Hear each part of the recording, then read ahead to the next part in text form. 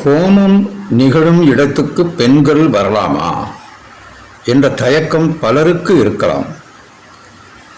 அப்படி வரும்போது மன ரீதியாகவும் உடல் ரீதியாகவும் பரிசுத்தமாக இருக்க வேண்டும். பொதுவாக பெண்கள் இல்லாத வீடு முழுமை அடைவதில்லை. அந்த காலத்தில் ஆண்களைப் போலவே பெண்களும் ஹோமம் போன்ற பூஜா காரியங்களை செய்திருக்கிறார்கள்.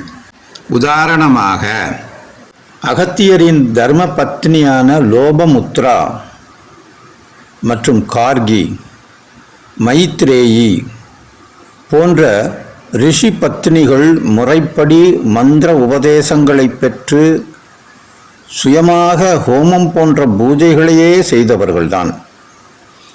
உடலையும் மனதையும் சுத்தமாக வைத்திருக்கும் எந்த பெண்ணும் இறை காரியங்களை செய்ய அனுமதிக்கப்பட்டவராகிறார். ஆண்கள் வேதியர்களாக இருந்து ஹோமம் செய்யும்போது ஹோம குண்டத்தில் செய்கிறார்கள். பெண்களோ சுத்தமான புத்தம் புதிய அடுப்பிலேயே ஹோமம் செய்யலாம். ஹோமத்தை தொடங்குவதன் அடையாளமாக அடுப்பின் தெற்கு பக்கத்தில் தீபம் ஏற்றி வைத்து பூஜை செய்ய வேண்டும். காலப்போக்கில் இந்த வழக்கம் எப்படியோ மாறிவிட்டிருக்கிறது.